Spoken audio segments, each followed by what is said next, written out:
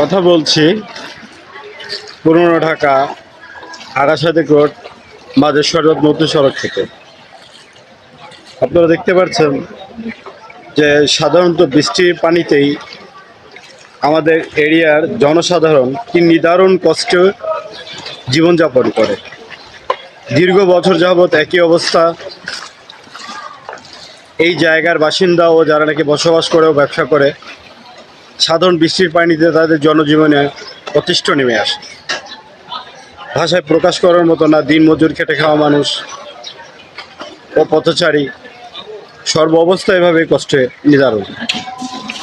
আমরা চাই ঢাকা ওয়াসা city corporation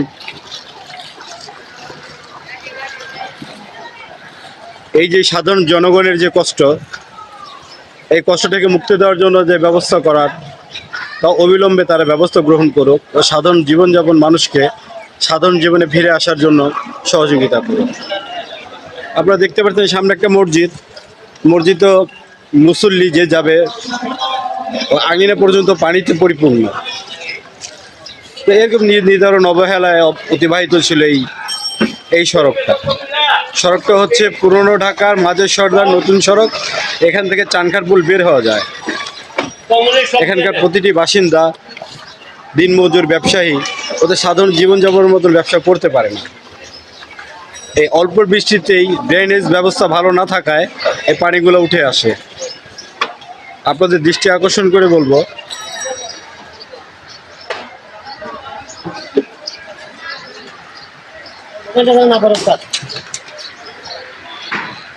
আপনারা দেখতে পাচ্ছেন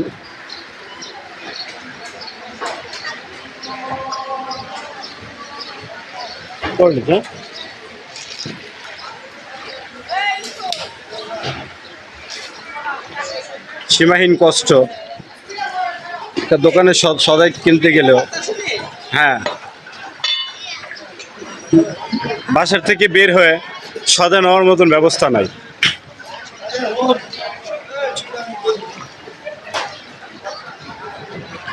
যত দূর যায়, আপনারা দেখছেন হেঁটে যাচ্ছি, যত দূর যায় পানি আর পানি। পুরোনো একটা ঢাকা রাজপথ।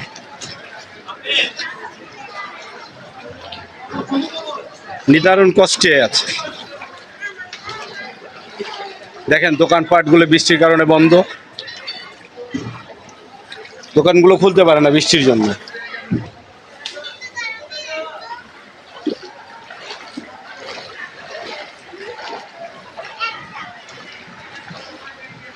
জনজীবনের অতিষ্ঠ, কোনো রকমের ব্যবস্থা নাই চলাফেরা।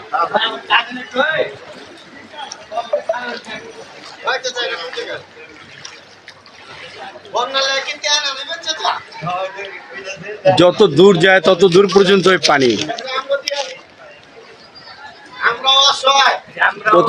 অতিষ্ঠ এই এলাকাবাসী,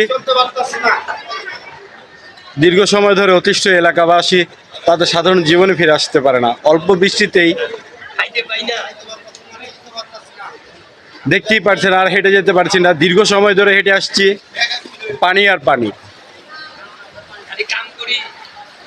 দেখেন সাধারণ একটা দোকানপাটগুলোতে কোন রকমের কাস্টমারের আনাগোনা দেখা যায় না। দোকানপাটগুলো এভাবেই বসে থাকে, কাস্টমার নাই। যেখানে পানি বলতে সেখানে কাস্টমার কি করে আসে? পানি আর পানি, অধৈ পানি। দৃষ্টি আকর্ষণ করে বলছি, আশা করি আর দূরে যেতে পারছি না। যত দূর যাব ততই পানি। এই দিক থেকে দেখেন পানি আর পানি। এইখান থেকে দেখেন পানি আর পানি, কত দূর পর্যন্ত পানি। আশা করি পাশে থাকবেন, সহযোগিতা করবেন। ধন্যবাদ।